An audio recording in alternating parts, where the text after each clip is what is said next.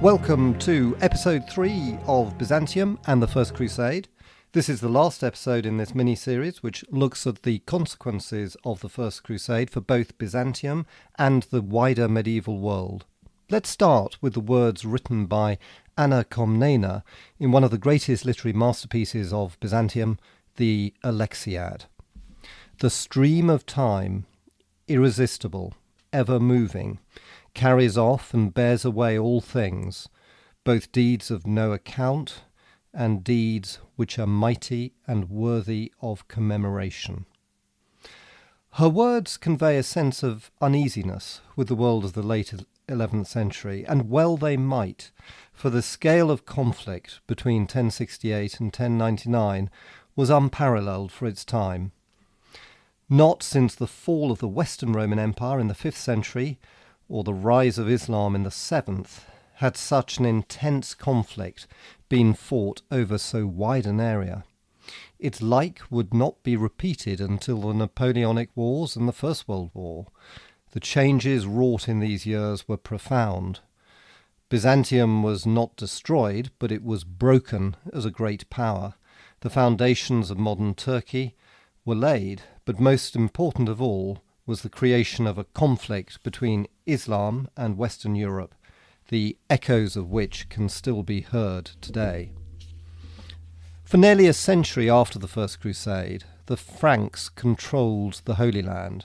There were 5 Crusader states headed by the Kingdom of Jerusalem, and together they were referred to as Outre-mer, the French for overseas.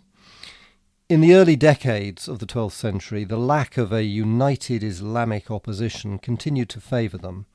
The Seljuk Empire was shrinking, beset with problems in its eastern territories, and there was no wish to mount a major campaign against the Crusaders, such as Alp Arslan had done against the Byzantines.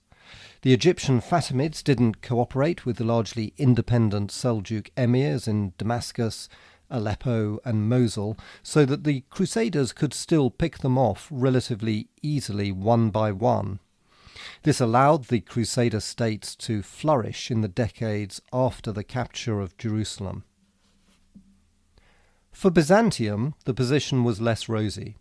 Although it was saved by the First Crusade, its recovery was certainly not a restoration to what it had been before the Battle of Manzikert.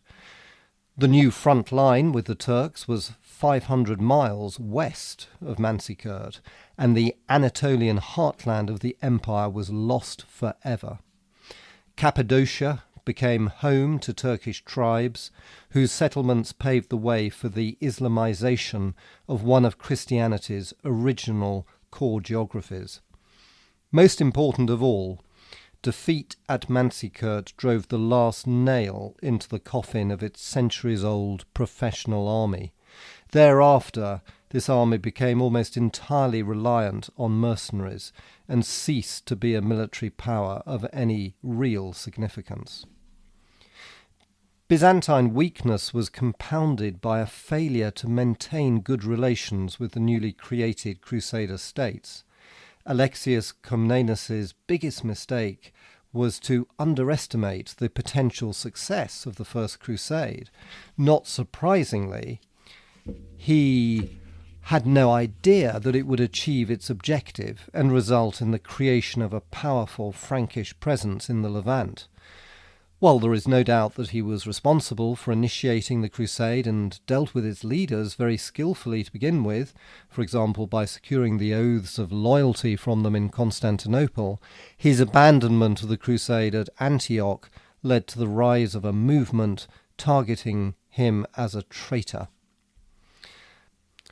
Led by Bohemond, this anti-Byzantine movement was propagated by accounts of the First Crusade that became widespread in the West, in particular the Gesta Francorum, or the Deeds of the Franks, recounted by a knight in Bohemond's army to a cleric who wrote it in Latin, became the main account of the First Crusade. It was poisonous in its portrayal of Alexius and spread false stories of his connivance with the Turks, such as his supposed delight with the slaughter of the People's Crusade, sparing the Turks at Nicaea and then failing to help the Crusaders at Antioch. growing pressure on the Crusader states led to further alienation between them and the Byzantines. When Edessa fell to resurgent Islamic forces in 1144, the response from the West was for another great crusade, the Second Crusade, led by the two most powerful monarchs in Europe, the German Emperor Conrad III and the French King Louis VII. Their armies struggled to make it through Anatolia, suffering heavy casualties at the hands of the Turks, and when they reached Outremer, they only managed to launch an attack on Damascus, which failed miserably. After this, they returned home, the whole expedition deeply disappointing compared with the success of the First Crusade. One of the consequences of the failure of the Second Crusade was a hardening of opinion against the Byzantines. The French King Louis VII found Byzantine forces in Anatolia unwilling to help his troops, and on his return home, looking for a convenient scapegoat, he blamed the failure of the crusade on the Byzantines, even claiming that Byzantium should be attacked first in order to establish a reliable link with Outremer. His words were ominous indeed. Outremer's decline accelerated the division between Byzantium and the West. This became critical when Saladin finally succeeded in uniting Egypt and Syria against the Crusaders and defeated King Guy of Jerusalem at the pivotal Battle of Hattin in 1187. The bulk of the Crusader forces were killed or captured. Outremer never recovered from this defeat. Saladin's troops poured into Palestine and Jerusalem was recaptured after a 5-day siege. The Byzantines showed little sympathy. The Emperor Isaac Angelus even sent a letter of congratulation to Saladin and requested that the holy places in Jerusalem be restored to Greek Orthodox control. The request was granted. The response to the fall of Jerusalem from the West was one of outrage and desperation. Pope Urban III is said to have died of shock. His successor, Pope Gregory VIII, issued a call for arms that was to be later known as the Third Crusade. The story of this expedition has passed firmly into English folklore since it was led by King Richard I of England, the Lionheart, accompanied for a shorter time by the French King Philip II. Although the German Emperor Frederick I also joined the crusade, he was drowned in the Salaf River in Anatolia, leaving Richard and Philip to fight alone. Landing at Acre in 1191, where King Guy of Jerusalem was desperately holding out against Saladin, they pushed back Saladin's forces and raised the siege. Although Richard and Philip quarrelled so that Philip, who was also ill with dysentery, returned to France, Richard marched out of Acre and defeated Saladin in a pitched battle at Arsuf. But he didn't recapture Jerusalem, although he advanced to within a day's march of the city. Judging that his army wasn't strong enough to take the city, he made a 5-year peace treaty with Saladin on condition that Catholics would be allowed to enter Jerusalem on pilgrimage. Richard and Saladin are said to have had great respect for each other, although they never actually met. Richard saved Outremer from complete destruction. Not only did he defeat Saladin, but he also secured the coastal ports of Acre, Tripoli and Jaffa. En route to the Holy Land, he had also captured Cyprus from the Byzantines, a further sign of the decline in relations with Byzantium, but a useful asset for Outremer, since the island provided a secure base from which to supply the coastal cities. Nevertheless, Jerusalem was firmly back in Muslim hands, and Pope Innocent III began preaching for a new crusade to recover the city. Yet sentiment was now almost as hostile towards the Byzantines as it was to the Muslims, and in 1204 Venice contrived to redirect the Fourth Crusade away from its target of Egypt towards Constantinople. An army of Franks, transported in Venetian ships, stormed the city's sea walls from its most vulnerable side, the Golden Horn. Having broken through the great chain that had blocked this narrow isthmus for centuries. The city was then subjected to 3 days of terror. Although its inhabitants were Christian, the Crusaders showed little mercy. They indulged in an orgy of rape, slaughter and pillage. The great cathedral of Hagia Sophia was ransacked. The Orthodox priests were humiliated, if not actually killed. A prostitute was made to sit on the patriarch's throne. Constantinople had never been subjected to this kind of destruction before. It was the only city to have survived intact from the ancient world, and now its magnificent treasures were looted. The Venetians delighted in taking as many of them back to Venice as they could. The Fourth Crusade destroyed Byzantium, just as the First Crusade had saved it.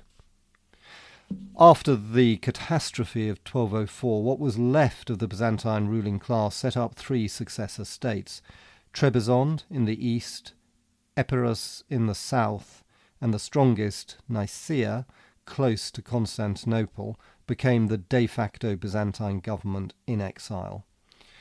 Byzantium had not been completely destroyed, and indeed it would even recover Constantinople in 1261, but it was no longer an empire and no longer of much significance.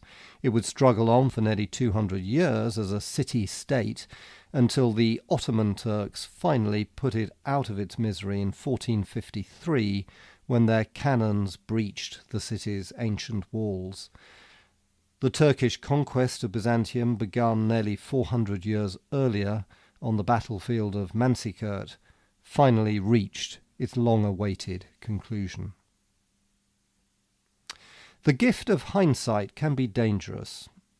It is all too easy to suppose that Byzantium was doomed at Manzikert, and that the First Crusade was bound to succeed. In fact, the exact opposite is probably true. The First Crusade was a wildly unlikely success, only really made possible by the fragmentation of the Seljuk Empire and the unity of purpose of the Crusaders, together with the military genius of Bohemond. Equally, Romanus Diogenes' epic struggle to stem the Seljuk onslaught has today been largely forgotten. In particular, the Battle of Manzikert is clouded with misunderstanding caused by the diatribes of Michael Psellus.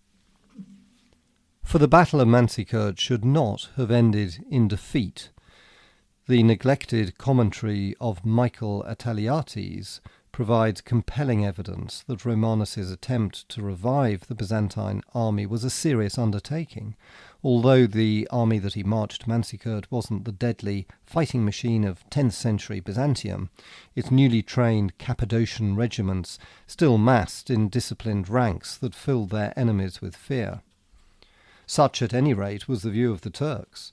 Alp Arslan's offer of peace on the eve of battle was prompted by fear of the Byzantine army, not something, for example, felt by Kilij Arslan when he faced the Crusaders at the Battle of Dorylaeon. So why did Dorylaeon end in victory and Manzikert in defeat? The answer is that the armies of the First Crusade were united while the Byzantines were divided. Romanus Diogenes was brutally betrayed on the battlefield by Andronicus Ducas in a few minutes that changed the course of history. But this was far from inevitable. Had Romanus had the foresight to imprison or exile the Ducai, he could have been the hero who saved Byzantium, and the stream of time would have flowed in a new direction. Thank you very much for listening, and if you'd like to read more about these events, then please do look for my book called The Byzantine World War, which is available on Amazon and at most retailers. Thank you.